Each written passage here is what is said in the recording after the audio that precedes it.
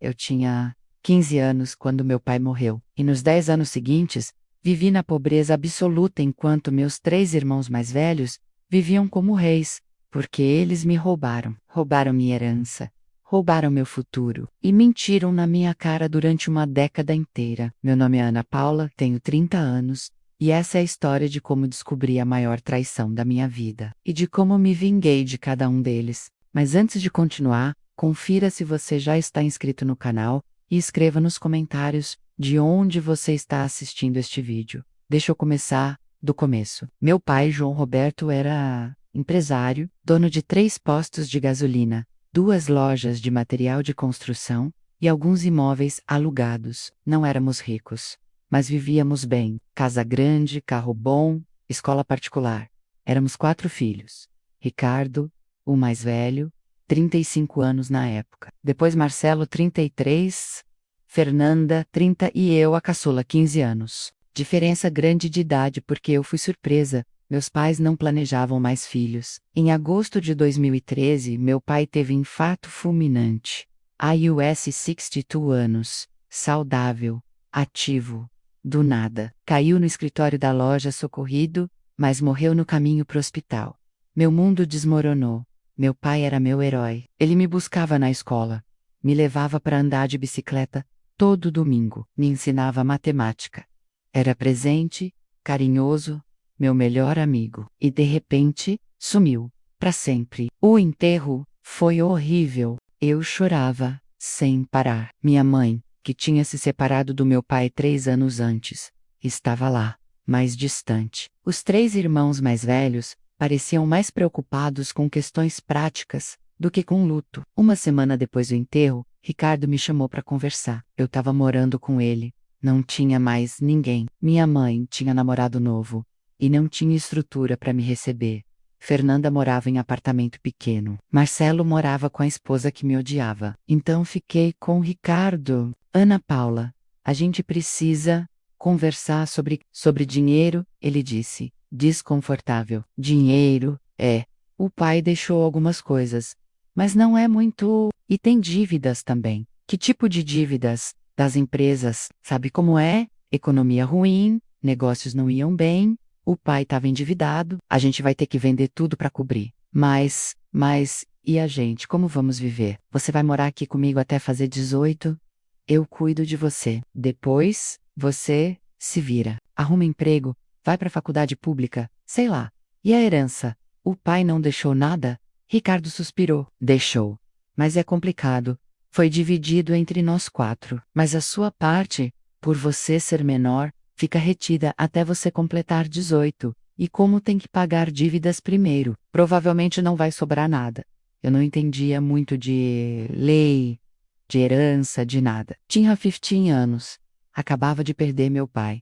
Então acreditei. Acreditei quando o Ricardo disse que não tinha dinheiro. Acreditei quando Marcelo disse que as empresas tinham sido vendidas pelo valor das dívidas. Acreditei quando Fernanda disse que nosso pai, infelizmente, não foi bom com dinheiro. E vivi os próximos 10 anos na pobreza, morando de favor na casa do Ricardo, usando roupas velhas, trabalhando desde os 16 em loja de roupa, para ter dinheiro de lanche, fazendo faculdade pública à noite enquanto trabalhava de dia. Enquanto isso, meus irmãos, Ricardo comprou casa nova, cobertura, em bairro nobre, caro e importado, viagens para a Europa todo ano. Marcelo abriu empresa própria, investimentos, virou empresário de sucesso. Fernanda casou com um médico rico, mas tinha dinheiro próprio, comprou loja, contratou funcionários, vivia de salão de beleza e restaurante caro. E eu dividia quarto minúsculo na casa do Ricardo com a filha dele.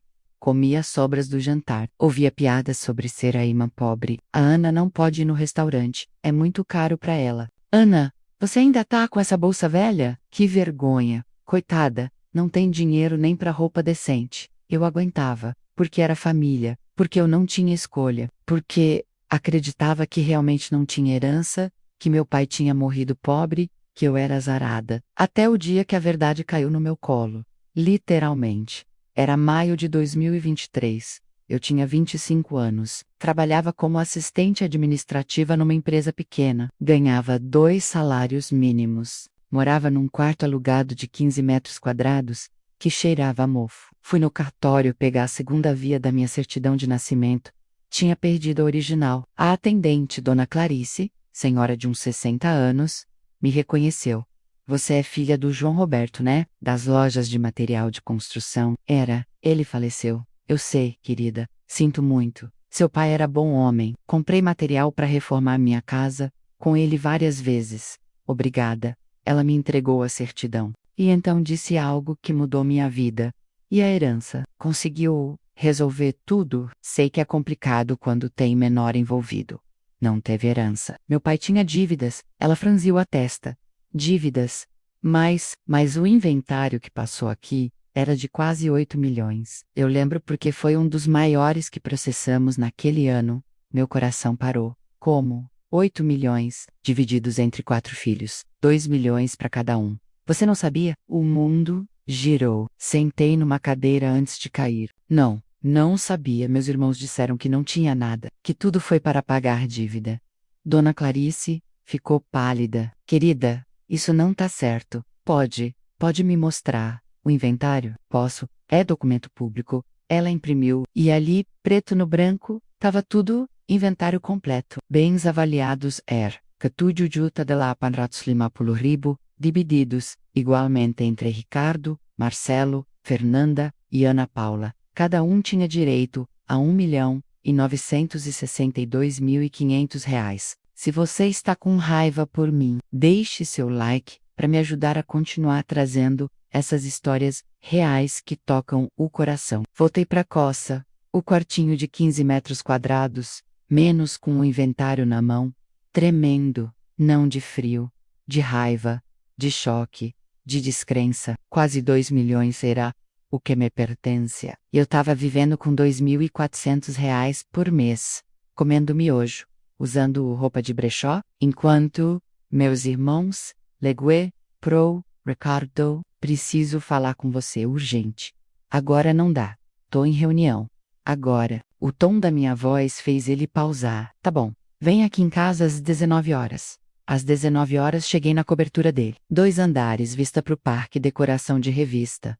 Comprada com meu dinheiro. O que foi tão urgente? Ele perguntou, irritado. Joguei o inventário na mesa. Isso. Ele olhou, ficou branco, depois vermelho. Onde você conseguiu isso? Cartório. É público. Qualquer um pode pegar. Ana Paula. 8 milhões. O pai deixou quase 8 milhões. E vocês me disseram que não tinha nada. Não é bem assim. Não. Então explica. Explica como vocês ficaram com quase 6 milhões. E eu fiquei com 0. Ele respirou fundo.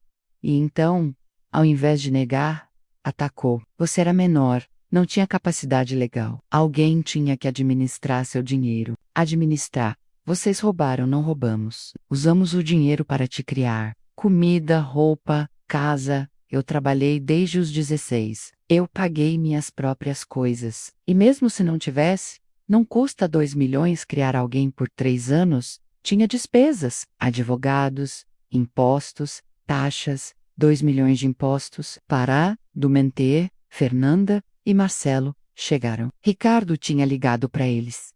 Os 3 me encararam. Ana, você precisa entender. Fernanda começou. Entender o quê?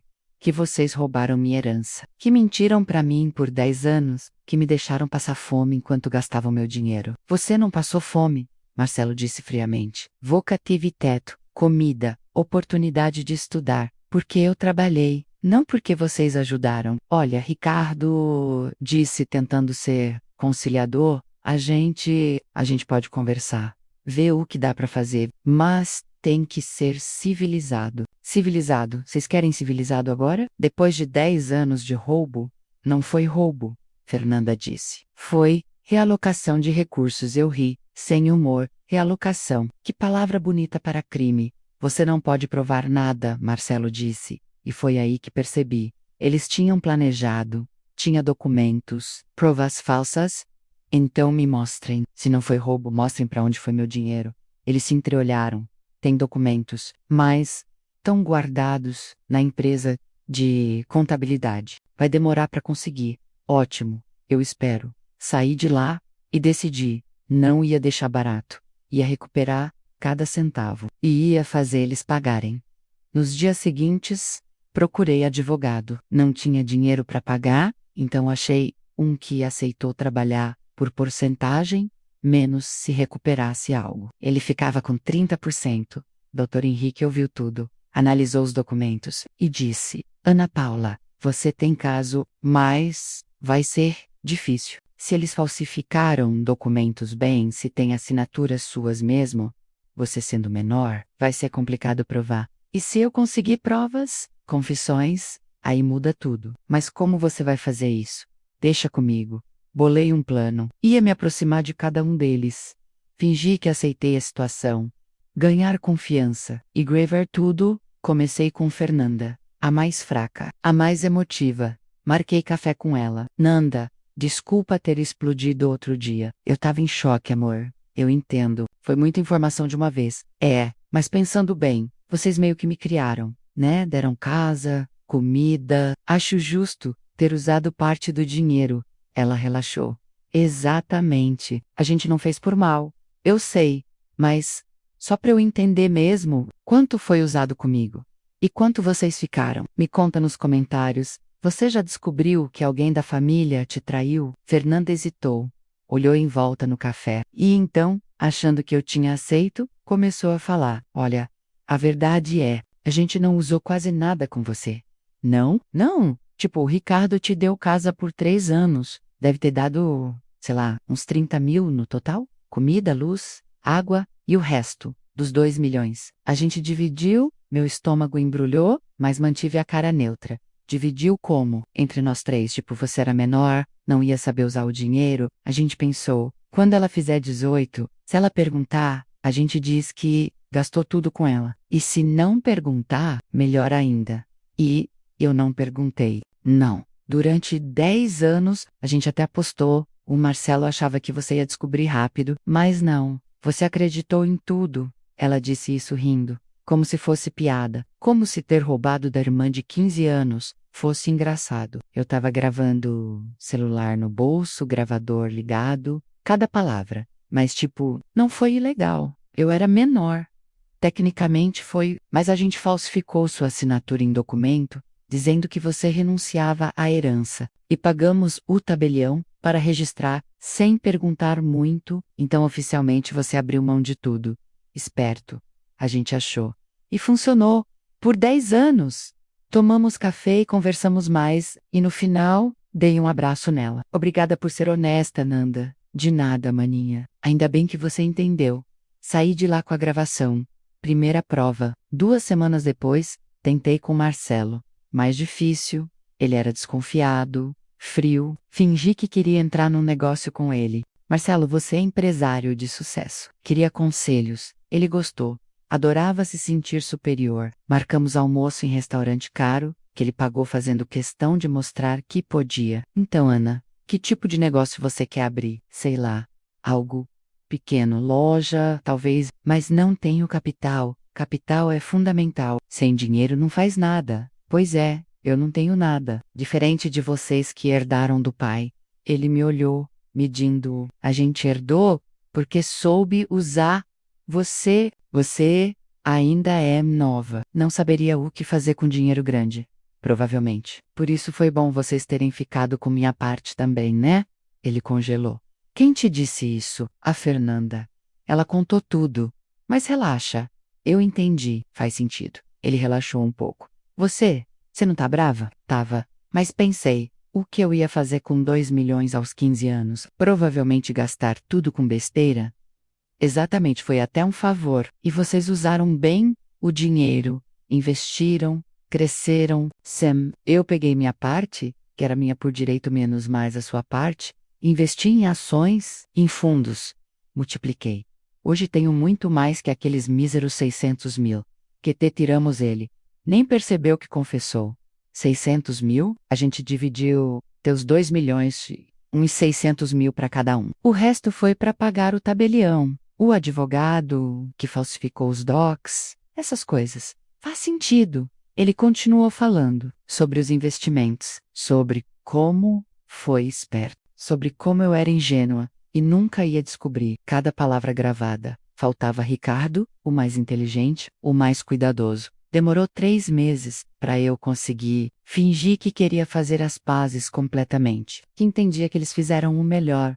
Ele não acreditou de primeira, mas com o tempo, com jantares, com conversas, com eu provando que tinha aceitado. Ele baixou a guarda e numa noite, bêbado, ele confessou tudo, como planejaram desde o enterro, como falsificaram minha assinatura, como subornar o tabelião, como dividiram cada centavo. Mas você entende, né, Ana? A gente precisava. Eu tinha acabado de casar, queria casa melhor, o Marcelo queria abrir negócio, a Fernanda queria sair daquele apartamento ridículo, e eu não precisava. Você era criança. Criança não precisa de dinheiro. Precisa de comida e teto. E isso a gente deu gravado, tudo gravado. 3 confissões. 3 irmãos admitindo roubo, falsificação, apropriação indébita. Levei tudo pro Dr. Henrique. Ele ouviu e sorriu. Com isso, a gente ganha. Fácil. Quanto tempo? Processo vai demorar, nos 2 anos. Mas o resultado é certo. 2 anos é o sistema. Mas no final você recupera tudo, com juros e correção monetária. Seus 2 milhões vão virar uns 5, fácil. Entramos com um processo em agosto de 2023, acusação, apropriação indébita de herança, falsificação de documento e fraude, anexamos, inventário original, gravações das confissões, laudos periciais provando falsificação de assinatura e depoimentos. Quando meus irmãos receberam a notificação, o inferno se soltou. Ricardo me ligou, gritando: "Você nos processou?" Processei. Por roubo.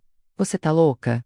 A gente é família. Família não rouba. Família nós te criamos por 3 anos, com meu dinheiro. Eu vou te destruir na justiça. Vou provar que você é maluca, interesseira. Pode tentar. Eu tenho vocês confessando, gravado, tudo, silêncio. E então, você gravou? Gravei. Tudo. Cada confissão. Cara de, inclusive você bêbado dizendo exatamente quanto roubou e como fez. Isso é ilegal. Gravação sem consentimento. É legal sim, quando é para provar crime. E vocês cometeram vários.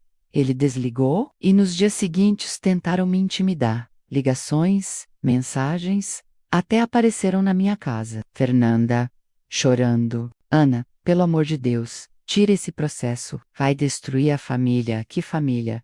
Que me roubou e mentiu por 10 anos. Foi erro. A gente errou, mas não merece cadeia. Talvez devessem ter pensado nisso antes. Marcelo tentou comprar meu silêncio. Olha, quanto você quer?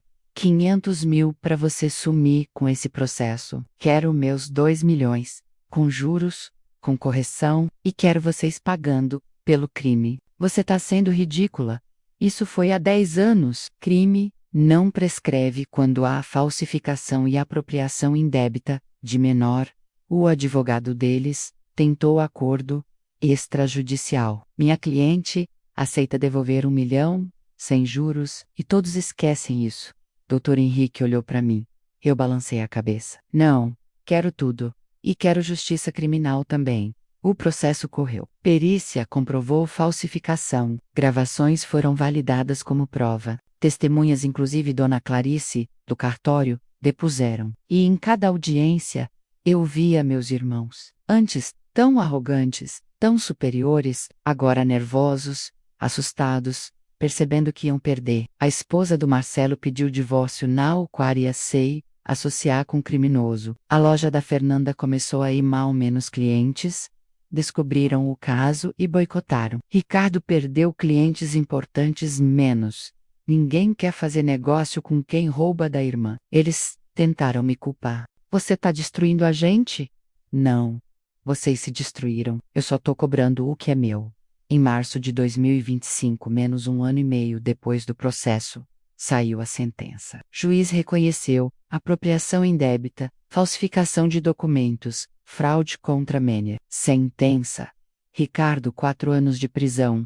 Regime semiaberto mais devolução de 680 mil reais mais juros e correção 1.890.000 milhões de reais. Arcelo. 4 anos de prisão, regime semiaberto, mais devolução de R$ 680 mil, mais juros e correção, é igual a R$ 1.890. 000 Fernanda, 3 anos regime aberto por ser primária e ter demonstrado arrependimento. Devolução de R$ 640 mil, mais juros e correção, é igual a R$ 1.780 mil total, que recebi. R$ 5.560 mil de reais, que o dobro do valor original. Porque justiça tarda, mas não falha. Eles recorreram, obviamente, mas perderam em todas as instâncias. E em julho de 2025, o dinheiro caiu na minha conta. R$ 5.560 mil, ou rei pro extrato. E chorei, não de alegria, mas de alívio. Desde do fecamento, meu pai tinha deixado aquilo para mim, para me ajudar, para me dar futuro. E por 10 anos, foi roubado. Mas agora, finalmente, estava de volta. Se você está emocionado, deixe seu like e compartilhe essa história. Com o dinheiro na conta, minha vida mudou da noite para o dia, mas não do jeito que meus irmãos esperavam. Eles achavam que eu ia gastar tudo, viajar, comprar coisas caras, se vingar ostentando. Não fiz nada disso. Primeira coisa que fiz: aluguei apartamento decente. 2 quartos, bairro bom, mas nada extravagante. R$ 2.500 de aluguel. Mobiliei simples, confortável, lar de verdade. Segunda coisa: coloquei 4 milhões em investimentos seguros, renda fixa, fundos conservadores, para ter segurança, para nunca mais depender de ninguém. Terceira coisa: doei 500 mil para instituição que ajuda crianças órfãs, em nome do meu pai, porque ele teria feito isso, porque eu queria que algo de bom saísse dessa história horrível. E o resto, 1 milhão, guardei para emergências, para oportunidades, para a vida. Não comprei carro de luxo, não comprei roupa de grife, não mudei quem eu era, mas mudei como eu vivia, sem medo, sem depender, sem precisar aguentar humilhação de ninguém. Meus irmãos, por outro lado, Ricardo perdeu a cobertura. Teve que vender para pagar minha parte da sentença. Voltou a morar em apartamento comum. O casamento dele acabou menos a esposa. Não aceitou a queda de padrão. Marcelo fechou a empresa. Faliu. Teve que vender tudo menos carro, casa, investimentos, para me pagar. Hoje, trabalha como funcionário, recebendo ordem. Ele, que era o empresário de sucesso. Fernanda perdeu a loja. Perdeu as amigas ricas. Voltou a trabalhar como vendedora. Pé no chão. Vida real. E apenas Ricardo e Marcelo cumprem regime semiaberto. Trabalham de dia, dormem em presídio à noite. Fernanda tem regime aberto com tornozeleira eletrônica, todos com ficha criminal, to-dos, marcados. Algumas pessoas me criticaram. Você colocou seus irmãos na cadeia. Como pode? Minha resposta: eles colocaram eles mesmos na cadeia quando roubaram de menor de idade. Eu só denunciei o crime. Mas é família. Família não rouba. Família não mente. Família não deixa irmã de 15 anos passar necessidade enquanto gasta o dinheiro dela. Você não poderia só ter recuperado o dinheiro? Sem processo criminal? Podia. Mas aí eles iam continuar livres. Iam continuar achando que fizeram certo. Iam fazer isso com outra pessoa. Crime precisa ter consequência. E eu não me arrependo. Nem um pouco. Porque não foi só sobre dinheiro. Foi sobre justiça. Sobre não deixar barato. Sobre mostrar que roubar tem preço. Alguns meses depois da sentença, minha mãe me procurou. Ela tinha ficado fora de tudo. Não sabia do roubo. Não participou. Ana, eu não sabia. Juro, se soubesse, teria te contado. Eu sei, mãe. E eu sinto muito, por não ter sido mais presente. Por ter te deixado com eles. Você tinha sua vida, eu entendo. Mas eu falhei como mãe. Te deixei vulnerável. E eles se aproveitaram. Ela chorou, e pela primeira vez em anos, senti pena dela. Não raiva. Pena.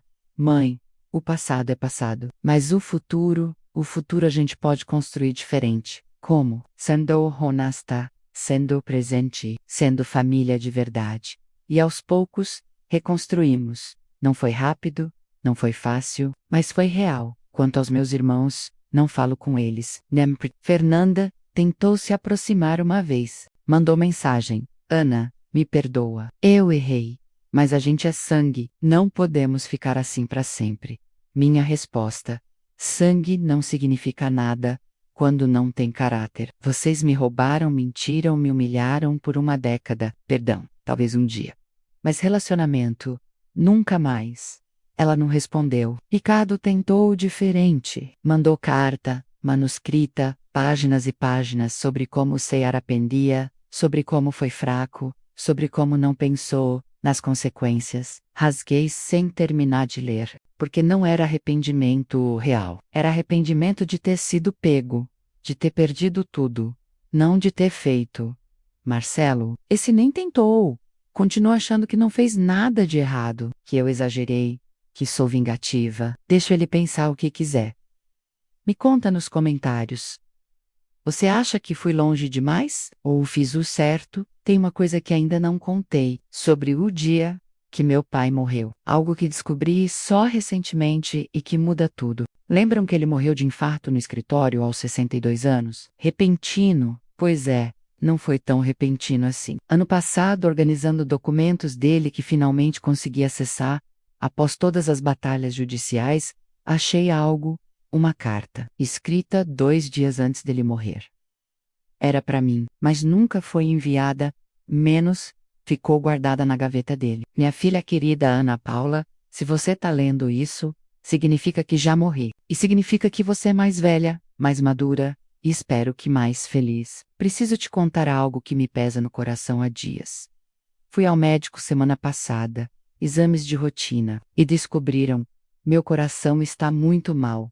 Artérias entupidas, risco altíssimo de infarto. O médico disse que posso morrer a qualquer momento, ou que preciso fazer cirurgia urgente, arriscada, cara. Disse que tenho 60% de chance de morrer na mesa. Decidi não fazer, porque se vou morrer mesmo, prefiro morrer rápido que sofrer em hospital. Mas te digo isso porque quero que saiba. Eu sei que vou morrer em breve e estou preparando tudo. Fiz o testamento, deixei tudo dividido igualmente entre vocês 4. Espero que seus irmãos respeitem isso e te tratem bem. Espero que usem o dinheiro para ser felizes e te ajudem também. Mas se não respeitarem, se fizerem algo errado com você, lute, minha filha. Não aceite. Não deixe barato, porque você merece. Merece tudo. Te amo mais que tudo. Você foi o melhor acidente que já aconteceu na minha vida. E queria ter mais tempo para te ver crescer, casar, ter filhos. Mas a vida não é justa. Cuide de você, seja forte. E lembre, eu sempre estarei com você. No coração, na memória, no amor que deixo. Seu pai que te ama infinitamente, João Roberto. Chorei por horas quando li isso, porque meu pai sabia. Sabia que ia morrer, e tentou me proteger com o testamento. Mosfa, porque Ricardo destruiu essa proteção com a falsificação. Mas agora com essa carta entendi, meu pai estaria orgulhoso. Orgulhoso de eu ter lutado, de não ter aceitado, de ter feito justiça. Lute, minha filha. Não aceite, não deixe barato. Foi o que fiz. Durante 10 anos não sabia que estava cumprindo o pedido dele. Mas estava. E agora, segurando essa carta, senti fechamento, paz final. Meu pai tinha me amado, tinha tentado me proteger. E mesmo tendo falhado em vida, em morte, me deu força para lutar. Emoldurei a carta. Tá na parede do meu quarto. E todo dia olho para ela e lembro: eu venci. Não porque sou vingativa, mas porque sou filha dele. E ele me ensinou a não aceitar injustiça. Algumas pessoas dizem que carreguei isso longe demais, que processar era suficiente, que não precisava da cadeia, mas eu discordo, porque não era só sobre mim, era sobre todas as crianças vulneráveis que são roubadas por familiares. Era sobre mostrar que crime tem consequência, era sobre justiça real, não só recuperação de dinheiro. E hoje, quando jovens me procuram com histórias parecidas, meu tio roubou minha herança. Minha madrasta forjou documento. Meus irmãos ficaram com tudo. Eu mostro minha história e digo: lute, não aceite, não deixe barato, porque você merece. E justiça existe. Pode demorar, pode doer, mas existe. E eles lutam. E muitos ganham. recuperam o que é deles. E mais importante, recuperam dignidade, porque no fim, não é sobre dinheiro, é sobre não ser feito de bobo, sobre não aceitar abuso, sobre mostrar que roubar tem preço, mesmo quando o ladrão é família, especialmente quando o ladrão é família, porque esses são os piores. Os que usam amor e confiança como arma. Mês passado, em setembro de 2025, algo aconteceu. Ricardo saiu da prisão temporariamente. Progressão de regime. Ele me procurou. Apareceu no meu trabalho. Ana Paula. Posso falar com você? 5 minutos. Não temos nada para conversar. Por favor, só 5 minutos. Depois eu sumo da sua vida para sempre, se você quiser. Contra meu bom senso, aceitei. Fomos para café próximo. Sentamos. O que você quer? Pedi desculpas. De verdade. Não porque quero algo. Não porque espero perdão. Mas porque você merece ouvir. Estou ouvindo. Ele respirou fundo. Eu estraguei tudo. Tudo. Não só com você, mas com minha vida inteira. A prisão me deu tempo para pensar, para entender. E eu finalmente entendi. Entendeu o quê? Que eu não roubei só seu dinheiro. Roubei sua infância, seu futuro, sua segurança. Roubei 10 anos de paz. E fiz você passar por humilhação, por pobreza, por sofrimento. Tudo porque eu quis casa melhor, carro melhor, status. E foi a decisão mais idiota da minha vida. Porque perdi tudo. Casa, carro, esposa, filhos, carreira, liberdade. Perdi tudo. Pra quê? Por que eu quis mais? Sempre mais. Nunca satisfeito. Isso não é desculpa, eu sei, não é, mas é explicação. E é arrependimento real, não de ter sido pego, mas de ter feito. Por que eu deveria acreditar? Não deve, mas vou te dizer mesmo assim. Se eu pudesse voltar, mudaria tudo, respeitaria o testamento, te ajudaria, seria irmão de verdade, mas não posso voltar. Só posso tentar ser melhor daqui pra frente. E como você planeja fazer isso? Vivendo com as consequências, trabalhando honestamente, reconstruindo o meu caráter e deixando você em paz. Se é isso que quer, é isso que eu quero. Ele assentiu. Entendo. Mas antes de eu ir, pode me responder uma coisa? Depende. Você é feliz? Depois de tudo? Depois de me colocar na cadeia, recuperar o dinheiro, ter sua vingança? Você é feliz? Pensei antes de responder, porque era pergunta importante. Sou, não pela vingança, mas pela justiça, pela paz de não ter deixado barato, pela dignidade recuperada, então valeu a pena. O que você fez, valeu. Mesmo tendo destruído 3 vidas no processo, vocês destruíram as próprias vidas. Eu só denunciei o crime. Ele ficou em silêncio. Depois levantou. Obrigado por me ouvir. E eu realmente sinto muito. Não espero que isso mude algo, mas é verdade, saiu. E eu fiquei ali tomando café processando. Ele mudou? Talvez. A prisão muda as pessoas. Às vezes para melhor. Eu perdoo? Não ainda. Talvez nunca. Mas vi algo diferente nele. Algo real. Não a arrogância de antes, mas humildade, quebramento. Será suficiente? Não. Mas é começo. Se você chegou até aqui, obrigada de coração por me acompanhar nessa jornada. Essa é minha história. A história de como fui roubada pela minha própria família. E de como lutei para recuperar o que era meu. Muita gente me pergunta: você se arrepende de ter processado? De ter colocado eles na cadeia? Minha resposta: não, nem um pouco. Porque não foi vingança. Foi justiça. Vingança seria ter pegado o dinheiro e gastado tudo em luxos, só para eles verem. Seria ter humilhado eles publicamente. Seria ter feito eles sofrerem, pelo prazer de vê-los sofrer. Mas não fiz nada disso. Apenas denunciei o crime, provei com evidências, e deixei a justiça fazer seu trabalho. E a justiça fez. Eles perderam o dinheiro roubado, pagaram pelo crime, cumpriram pena. É assim que deveria ser. Sempre. Hoje, olho para trás e vejo. Eram 10 anos de sofrimento. 10 anos acreditando que não tinha nada. 10 anos sendo humilhada, sendo a irmã pobre, passando necessidade. Mas também vejo. Esses 10 anos me ensinaram, me fizeram forte. Me mostraram o valor do dinheiro. Me ensinaram a não confiar cegamente. Me prepararam para lutar. Se eu tivesse recebido os 2 milhões aos 18 anos, teria sido outra pessoa. Talvez teria gastado tudo. Talvez teria sido mimada. Talvez não valorizaria, mas passei pela pobreza, trabalhei duro, sofri, e quando finalmente recuperei o que era meu, soube exatamente o que fazer. Então, de forma estranha, torta, horrível, meus irmãos me ensinaram, não intencionalmente, mas ensinaram. Me ensinaram que família pode trair, que sangue não garante lealdade, que pessoas fazem coisas horríveis por dinheiro, mas também me ensinaram que justiça existe, que lutar vale a pena, que não aceitar abuso é possível. E hoje, uso essa lição para ajudar outros. Comecei uma pequena consultoria voluntária. Menos ajudo jovens que foram roubados por tutores, por famílias, por pessoas em quem confiavam. E ensino eles documentem tudo. Procurem ajuda legal. Não aceitem. Lutem. E muitos lutam. E muitos ganham.